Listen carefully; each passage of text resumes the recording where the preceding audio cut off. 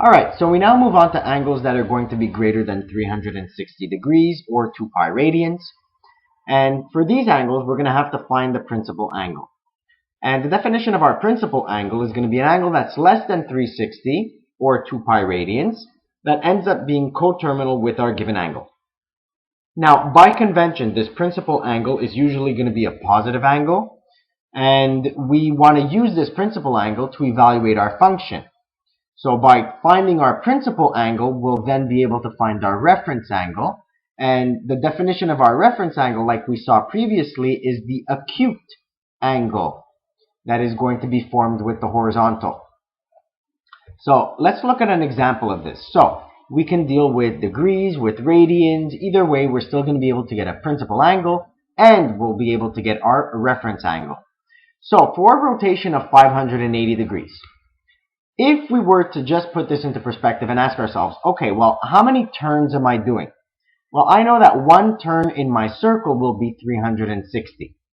Now, this is the same thing if I tell you, okay, so walk out of your house, walk around the block, and come back to where you started.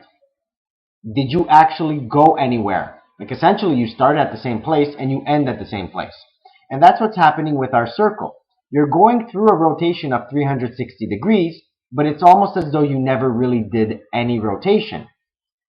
So essentially what we should be doing is removing that full turn. And what is the actual rotation going to be? When you do 580, it really looks as though you just did a rotation of 220. So in other words, if I tell you go around the block 1.5 times, essentially it would be the same thing. You would end up at the same place if I told you walk around half of your block. So we now get an answer of 220. 220 refers to your principal angle because it is less than 360. But this is not your acute angle, so this is not your reference. If I were to ask you what the reference angle would be, you would ask yourself, okay, well, what are those different sections in my quadrants? Well, I know that from 0 to 90, I'm quadrant 1. 90 to 180, I'm in quadrant 2. So 220 needs to be in quadrant 3. And to figure out what the reference is, well, subtract 180 from 220, and you would get a reference of 40 degrees. So your reference angle would be 40, but your principal angle, the actual rotation that you see, would be a 220 degree rotation. Now the same can be done with your 8 pi over 3 in radians. And for this, what I suggest is that you take this 8 pi over 3 and you convert it into a mixed number. So ask yourself, how many times does the number 3 go into 8? And the answer is twice. And then you ask yourself, okay, well, how many numbers do I have left over then?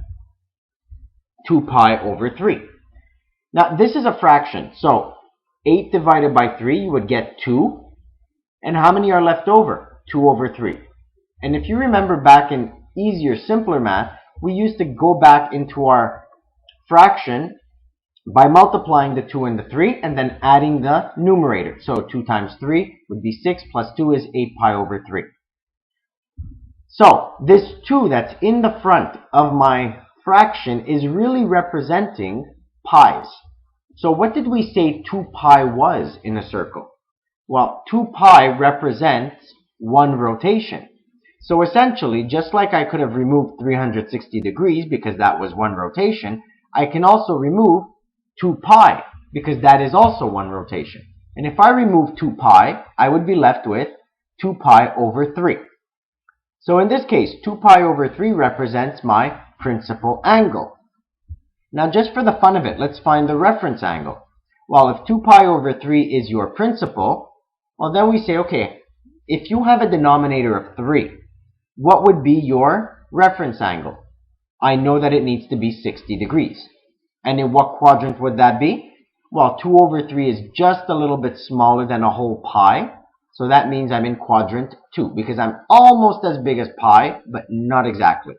So this would be a 60-degree reference angle in quadrant 2. Now, moving on to the last one, negative 13 pi over 6. How many times does 6 go into negative 13? Well, 2 times. And how much am I left over with? Well, pi over 6. So that negative can just stay negative. And then we ask ourselves, all right, so this 2, what does that represent? Well, 2 pi represents a full turn, so I can just remove it, and it would be a rotation of pi over 6. Now, pi over 6 is a negative rotation, and you should automatically be able to tell me, well, this would be a 30-degree reference in quadrant 4. But what would your principal angle be if I wanted the positive value? It would be 330 degrees. And the way I got that is I said, well, if I have a reference of 30 in quadrant 4, I know that I had to have gone through 360 minus 30, which is 330. So let's do some examples now. Let's actually start evaluating our trig functions. So the sine of 1110. All right, so this looks complicated, but I assure you it's not. So just ask yourself, one full rotation around your circle is how many degrees? 360. What about 2 full rotations? Well, 360 plus 360 is 720. All right, what about 3 rotations around your circle? Well, that would be 360 plus 360 plus 360, which gives me 1080. So by taking 1110 and subtracting 1080, I would get an answer of 30 degrees. And that's exactly what I get. So in this case, my principal angle is also my reference angle, and it would be 30 degrees. And I'm in quadrant 1 because 30 has to be in quadrant 1. And the sine of 30 is one of our remarkable angles, so we get a value of 1 over 2. For question B, we now move on to the cosine of 17 pi over 6.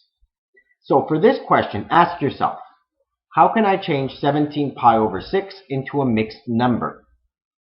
So 17 pi over 6, 6 goes into 17 twice. So that would be 2. And then how much would be left over? Well, 2 times 6 is 12. I need 17, so I have 5 pi over 6 left over. And again, just like we did in the previous examples, we ask ourselves, all right, well, what does this 2 represent? The 2 represents 2 pi. So that means 1 rotation. So if you did that rotation, you can just remove it. So your principal angle in this case would be 5 pi over 6. And if your principal angle is 5 pi over 6, your reference needs to be 30 degrees.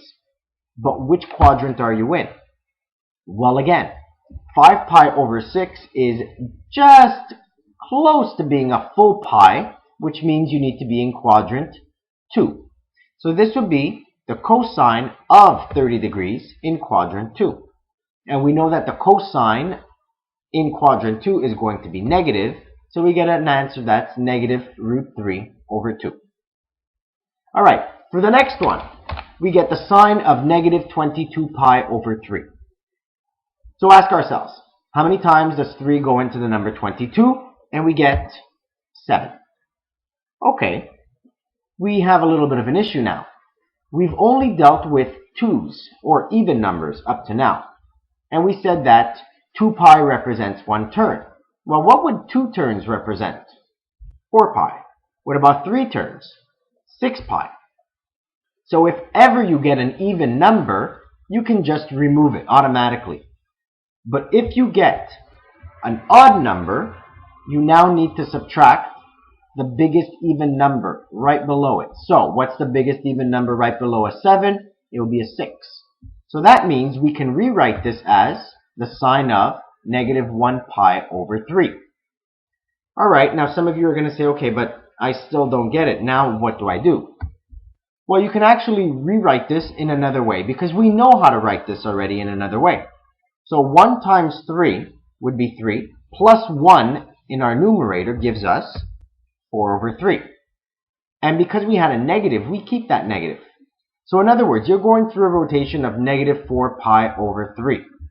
This negative 4 over 3 is larger than pi. So you need to know that you're going in the clockwise direction.